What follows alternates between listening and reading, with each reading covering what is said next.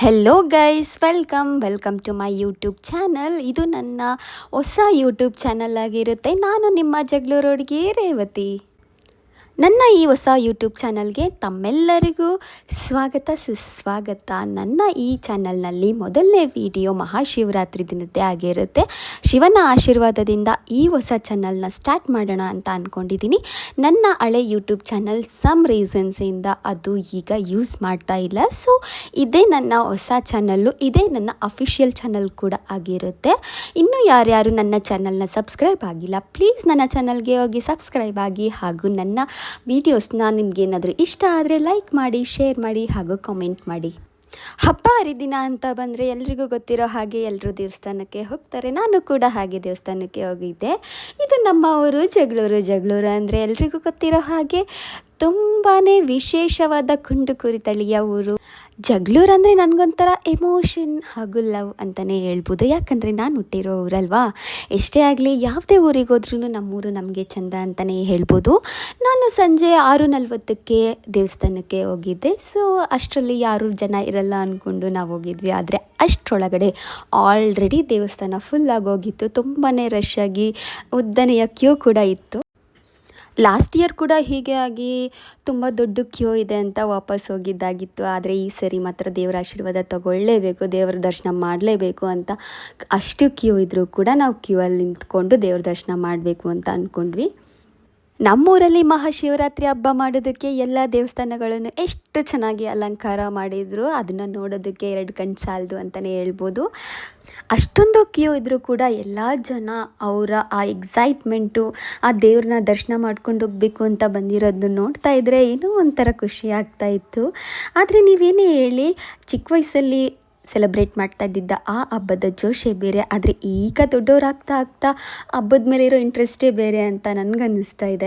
ಇನ್ನು ನಮ್ಮ ಹೆಣ್ಮಕ್ಳು ಕೇಳಬೇಕಾ, ಒಬ್ಬೊಬ್ಬರು ಒಂದೊಂದು ಥರ ತುಂಬ ಚೆನ್ನಾಗಿ ಅಲಂಕಾರ ಮಾಡಿಕೊಂಡು ಆ ದೇವಸ್ಥಾನಕ್ಕೆ ಬಂದಿದ್ದರು. ಅವ್ರನ್ನೆಲ್ಲ ನೋಡ್ತಾ ಇದ್ದರೆ ಎಲ್ರಿಗೂ ಎಷ್ಟು ಪೇಷನ್ಸ್ ಇರುತ್ತೆ ರೆಡಿ ಆಗೋದಕ್ಕೆ ಅಂತ ಅನ್ನಿಸ್ತಾ ಇತ್ತು. ನಾನು ಕೂಡ ತುಂಬ ಚೆನ್ನಾಗಿ ರೆಡಿಯಾಗಿ ಹೋಗಿದ್ದೆ. ಗಂಡು ಮಕ್ಕಳಿಗೆಲ್ಲ ಏನಿಲ್ಲ ಬಿಡಿ, ಎಷ್ಟು ಈಸಿಯಾಗಿ ರೆಡಿಯಾಗಿ ಬಂದುಬಿಡ್ತೀರ. ಆದರೆ ನಾವೆಲ್ಲ ಹೆಣ್ಮಕ್ಳು ಹಂಗಲ್ಲ. ಆ ಸೀರೆ ಉಟ್ಕೋಬೇಕು, ಆ ಡ್ರೆಸ್ ಹಾಕೋಬೇಕು, ಅದಕ್ಕೆ ಮ್ಯಾಚಿಂಗ್ಸ್ ಅದು ಇದು ಅಂದ್ಕೊಂಡು ತುಂಬಾ ಇರುತ್ತೆ. ಅವ್ರು ನೋಡಲಿ ಇವ್ರು ನೋಡಲಿ ಅನ್ನೋದಕ್ಕಿಂತ ನಾವು ತುಂಬ ಚೆನ್ನಾಗಿ ಕಾಣಿಸ್ಕೋಬೇಕು ಅನ್ನೋದೇ ಹೆಣ್ಮಕ್ಳು ಆಸೆ ಆಗಿರುತ್ತೆ. ಅದಕ್ಕೆ ಮಾತ್ರ ನಾವು ರೆಡಿಯಾಗಿರ್ತೀವಿ. ನಾನು ಪ್ರೊಫೆಷ್ನಲ್ ಯೂಟ್ಯೂಬ್ ಕಂಟೆಂಟ್ ಕ್ರಿಯೇಟರ್ ಥರ ಅಲ್ಲೇ ವಿಡಿಯೋ ಮಾಡ್ಕೋತಾ ಮಾತಾಡ್ತಾ ಇರಲಿಲ್ಲ, ವಾಯ್ಸ್ ಓವರ್ ಕೊಡ್ತಾ ಇದ್ದೀನಿ. ಯಾಕಂದರೆ ಇದು ನನಗೆ ಹೊಸ್ದಲ್ವ, ಎಲ್ಲರೂ ಏನು ಅನ್ಕೊತಾರೋ ಅಂತ ಒಂದು ಸ್ವಲ್ಪ ಭಯ ಇದ್ದೇ ಇರುತ್ತಲ್ವ. ಅದಕ್ಕೆ ನಾನು ಬ್ಯಾಕ್ ಕ್ಯಾಮ್ರದಲ್ಲಿ ವಿಡಿಯೋ ಮಾಡಿಕೊಂಡು ವಾಯ್ಸ್ ಓವರ್ ಕೊಡ್ತಾ ಇದ್ದೀನಿ. ಅಂತೂ ಇಂತೂ ದೇವಸ್ಥಾನದೊಳಗೆ ಎಂಟ್ರಿ ಕೊಟ್ಟೇ ಬಿಟ್ಟೆ. ದೇವಸ್ಥಾನದೊಳಗಡೆ ಎಂಟ್ರಿ ಕೊಟ್ಟಿದ್ಮೇಲೆ ಆ ದೇವಸ್ಥಾನ ರೆಡಿ ಮಾಡಿರೋದಾಗಿರ್ಬೋದು, ಆ ದೇವ್ರನ್ನ ರೆಡಿ ಮಾಡೋದಾಗಿರ್ಬೋದು, ನೋಡ್ತಾ ಇದ್ದರೆ ಇಷ್ಟು ಖುಷಿ ಆಗ್ತಾಯಿತ್ತು. ಹಾಗೆ ದೇವಸ್ಥಾನದಲ್ಲಿ ಮಂಗಳಾರತಿ ಎಲ್ಲ ತಗೊಂಡು ದೇವರ ಆಶೀರ್ವಾದ ತಗೊಂಡು ನಾವು ಬೇರೆ ದೇವಸ್ಥಾನಗಳಿಗೂ ಹೋಗಿ ಬಂದ್ವಿ. ನಾವೆಷ್ಟೇ ಬೆಳೆದ್ರೂ, ಎಷ್ಟೇ ದೊಡ್ಡವರಾದರೂ, ಎಷ್ಟೇ ಬ್ಯುಸಿ ಇದ್ದರೂ ಕೂಡ ನಾವು ಹಬ್ಬ ಹರಿದಿನ ಅಂತ ಬಂದಾಗಲಾದರೂ ಸ್ವಲ್ಪ ಟೈಮ್ ಮಾಡಿಕೊಂಡು ದೇವಸ್ಥಾನಕ್ಕೆ ಹೋಗಿ ಬಂದರೆ ಏನೋ ಒಂಥರ ಖುಷಿ, ನೆಮ್ಮದಿ, ಶಾಂತಿ ಸಿಗುತ್ತೆ ಅಂತ ನಮ್ಮ ಸಂಸ್ಕೃತಿನ ಉಳಿಸೋಕ್ಕಾದ್ರೆ ನಾವು ಟೆಂಪಲ್ಗೆ ಹೋಗ್ಬೇಕಲ್ವಾ. ನಾನು ಅಂದ್ಕೊಂಡಿರೋ ಥರ ದೇವ್ರ ದರ್ಶನವೂ ಆಯಿತು, ದೇವಸ್ಥಾನಕ್ಕೆ ಹೋಗಿ ಬಂದಿದ್ದು ಆಯಿತು, ಹಾಗೆ ಒಳ್ಳೆ ದೇವ್ರ ದರ್ಶನ ಆಯಿತು. ಈ ಥರ ಆಯಿತು ನನ್ನ ಟೆಂಪಲ್ ರನ್. ಇದೆಲ್ಲ ಮುಗಿಯೋಷ್ಟೊತ್ತಿಗೆ ಆಲ್ರೆಡಿ 8 o'clock ಆಗೋಗಿತ್ತು. ನಾನು ಮನೆಗೆ ಹೋಗಿ ಪೂಜೆ ಬೇರೆ ಮಾಡಬೇಕಿತ್ತು. ಅದಕ್ಕೆ ಬೇಗ ಮನೆಗೆ ಬಂದೆ. One eternity later. ನನ್ನ ಟೆಂಪಲ್ ರನ್ ಮುಗಿಸ್ಕೊಂಡು ಬರೋಷ್ಟರಲ್ಲಿ ಆಲ್ರೆಡಿ ಟೈಮ್ 8 ಗಂಟೆ ಆಗೋಗಿತ್ತು. ಮನೆಯಲ್ಲೂ ಕೂಡ ಪೂಜೆ ಮಾಡಬೇಕಾಗಿತ್ತು. ನನಗಂತೂ ಪೂಜೆ ಮಾಡಿದ್ರೇ ಒಂದು ನೆಮ್ಮದಿ ಸಿಗೋದು. ಅಲ್ಲಿವರೆಗೂ ನನಗೆ ಸ್ಯಾಟಿಸ್ಫೈ ಅಂತ ಅನಿಸೋದೇ ಇಲ್ಲ. ಎಸ್ಪೆಷಲಿ ಹಬ್ಬ ಬಂದುಬಿಟ್ರಂತೂ ನನಗೆ ಪೂಜೆ ಮಾಡೋವರೆಗೂ ನನಗೆ ಬೇರೆ ಏನು ಮಾಡಬೇಕು ಅಂತ ಅನಿಸೋದೇ ಇಲ್ಲ. ಏನಿಲ್ಲ ಅಂದರೂ ಒಂದು ನಿಧಾನವಾಗಿ ನಾನೆಲ್ಲ ಪೂಜೆ ನೀಟಾಗಿ ಮುಗಿಸಿದ್ರೇ ನನಗೇನೋ ಒಂಥರ ನೆಮ್ಮದಿ ಸಿಗುತ್ತೆ. ನಾನು ದೇವಸ್ಥಾನಕ್ಕೆ ಹೋಗಿ ಬರೋಷ್ಟರಲ್ಲಿ ನಮ್ಮಮ್ಮ ಎಲ್ಲ ದೇವ್ರ ರೂಮಲ್ಲಿರೋದನ್ನೆಲ್ಲ ಕ್ಲೀನ್ ಮಾಡಿ ಎಲ್ಲ ರೆಡಿ ಮಾಡಿ ಇಟ್ಟಿದ್ರು. ಹಾಗಾಗಿ ನಾನು ಬಂದಿದ್ದ ತಕ್ಷಣವೇ ಪೂಜೆಗೆಲ್ಲ ರೆಡಿ ಮಾಡಿಕೊಂಡೆ. ನಾನೇನಿದ್ರು ದೀಪ ಹಚ್ಚಿ ಹೂವಿಟ್ಟು ಪೂಜೆ ಮಾಡೋದಷ್ಟೇ ಬಾಕಿ ಉಳಿದಿತ್ತು. ಹಾಗಾಗಿ ಎಲ್ಲ ದೀಪನ ಹಚ್ಚಿ ಪೂಜೆ ಮಾಡೋಕ್ಕೆ ರೆಡಿ ಮಾಡ್ಕೊಳ್ತಾ ಇದ್ದೆ. ಪೌರಾಣಿಕ ಕಥೆಗಳ ಪ್ರಕಾರ ಈ ಪವಿತ್ರ ರಾತ್ರಿ ಶಿವ ಮತ್ತು ಪಾರ್ವತಿ ದೇವಿಯರ ವಿವಾಹ ನಡೆದ ದಿನ ಎಂದು ಹೇಳ್ತಾರೆ. ಪಾರ್ವತಿ ದೇವಿಯ ತಪಸ್ಸು, ಅಚಲ ಶಕ್ತಿ ಮತ್ತು ಸಮರ್ಪಣೆಯಿಂದ ಶಿವ ಕೂಡ ಮನಸ್ಸೋತು ಸಂಗಮವಾದ ದಿನ. ಈ ಒಂದು ವಿಶೇಷವಾದ ದಿನ ಮಹಾಶಿವರಾತ್ರಿ ದಿನದಂದು ಶಿವ ಪಾರ್ವತಿ ದೇವಿಗೆ ಹಸಿರು ಬಳೆಯನ್ನು ಉಡುಗೊರೆಯಾಗಿ ನೀಡಿದನು ಎಂಬ ಭಕ್ತಿಯ ಕಥೆ ಇದೆ. ಆದ್ದರಿಂದ ಹಿಂದೂ ಸಂಪ್ರದಾಯದ ಪ್ರಕಾರ ಈ ದಿನದಂದು ಎಲ್ಲ ಮಹಿಳೆಯರು ಹಸಿರು ಬಳೆಗಳನ್ನು ಧರಿಸಿ ಪೂಜೆ ಮಾಡೋದ್ರಿಂದ ಶಿವ ಮತ್ತು ಪಾರ್ವತಿಯ ಆಶೀರ್ವಾದ ಸಿಗುತ್ತೆ ಅಂತ ಹೇಳ್ತಾರೆ. ಹಾಗಾಗಿ ನಾನು ಕೂಡ ಹಸಿರು ಬಳೆನ ತೊಟ್ಕೊಂಡು ಈ ದಿನ ಪೂಜೆ ಮಾಡಿ ನಾನು ದೇವರ ಕೃಪೆಯನ್ನು ಪಡ್ಕೊಂಡೆ. ಮಹಾಶಿವರಾತ್ರಿ ಅಂದರೆ ಬರೀ ಶಿವ ಮತ್ತು ಪಾರ್ವತಿಯ ಪ್ರೇಮ ವಿವಾಹವಲ್ಲ. ಕೆಲವೊಂದು ಪುರಾಣಗಳ ಪ್ರಕಾರ ಇವತ್ತು ಶಿವ ತಾಂಡವ ಆಡಿರೋ ದಿನ ಅಂತಲೂ ಕೂಡ ಹೇಳ್ತಾರೆ.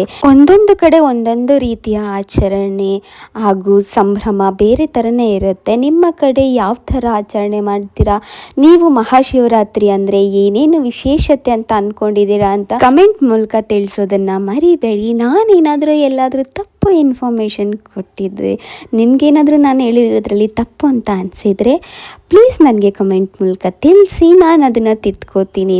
ನಾನೇನು ತಿಳ್ಕೊಂಡಿದ್ದೀನೋ ಅದ್ರ ಪ್ರಕಾರ ನಾನು ಈ ವಿಡಿಯೋದಲ್ಲಿ ಇನ್ಫಾರ್ಮೇಷನ್ನ ಕೊಟ್ಟಿದ್ದೀನಿ. ತಪ್ಪಾಗಿದ್ದರೆ ಕ್ಷಮೆ ಇರಲಿ ಅಂತ ಕೂಡ ಕೇಳ್ಕೊತೀನಿ. ನಮ್ಮ ಊರಿನ ಪ್ರಕಾರ ಶಿವರಾತ್ರಿ ಅಂದರೆ ಪ್ರತಿಯೊಂದು ಮನೆಯಲ್ಲೂ ಕಲ್ಲಂಗಡಿ ಹಣ್ಣಾಗಿರಬಹುದು, ವಿಧ ವಿಧವಾದ ಹಣ್ಣನ್ನು ತಗೊಂಡು ಬಂದು ಅವತ್ತೆಲ್ಲ ಹಣ್ಣನ್ನು ತಿನ್ನೋದ್ರಿಂದ ನಾವು ಹಬ್ಬನ ಸೆಲೆಬ್ರೇಟ್ ಮಾಡ್ತೀವಿ. ಉಪವಾಸ ಇರೋರು ಕೂಡ ಉಪವಾಸ ಇರ್ತಾರೆ. ಉಪವಾಸ ಇಲ್ಲದೆ ಇರೋರಿಗೆ ತಿಂಡಿ ರೀತಿಯ ಆಹಾರ ಮಾತ್ರ ಮಾಡ್ತೀವಿ.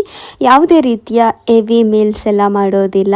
ಈ ರೀತಿಯಾಗಿ ನಮ್ಮ ಊರಲ್ಲಿ ಹಬ್ಬನ ಸೆಲೆಬ್ರೇಟ್ ಮಾಡ್ತೀವಿ. ನೀವೇನೇ ಹೇಳಿ, ಮಹಾಶಿವರಾತ್ರಿ ಹಬ್ಬ ಬಂತು ಅಂದರೆ ಎಲ್ಲ ಹಣ್ಣಿನ ರೇಟ್ ಕೂಡ ತುಂಬಾ ಜಾಸ್ತಿ ಆಗೋಗಿರುತ್ತೆ. ಅವತ್ತು ಹಣ್ಣನ್ನು ತಗೊಳಕ್ಕೆ ಹೋದರೆ ಆ ರೇಟ್ನ ಮಾತ್ರ ಕೇಳೋಕ್ಕೆ ಆಗೋದಿಲ್ಲ. ಅದರಲ್ಲೂ ಆ ಕಲ್ಲಂಗಡಿ ಹಣ್ಣಿಗಂತೂ ಒಂದು ಬೇರೆ ಲೆವೆಲ್ ಆಗಿರೋಂಥ ಒಂದು ಹೈಪ್ ಬಂದುಬಿಟ್ಟಿರುತ್ತೆ ಅಂತಲೇ ಹೇಳ್ಬೋದು. ನಾವು ಕೂಡ ನಮ್ಮ ಮನೇಲಿ ಹಣ್ಣನ್ನು ತಗೊಬಂದು ಹಣ್ಣನ್ನೆಲ್ಲ ಕಟ್ ಮಾಡಿಕೊಂಡು ತಿನ್ನೋದ್ರಿಂದ ಹಬ್ಬನ ಸೆಲೆಬ್ರೇಟ್ ಮಾಡಿದ್ವಿ. ಅವತ್ತು ಹಣ್ಣು ತಿನ್ನಬೇಕು ಅಥವಾ ತಿಂಡಿ ತಿನ್ನಬೇಕು, ಏನು ತಿನ್ನಬೇಕು ಅಂತ ಗೊತ್ತೇ ಆಗೋದಿಲ್ಲ. ನಾನಂತೂ ಯಾವುದೇ ರೀತಿಯ ಉಪವಾಸ ಎಲ್ಲ ಮಾಡಿಲ್ಲ.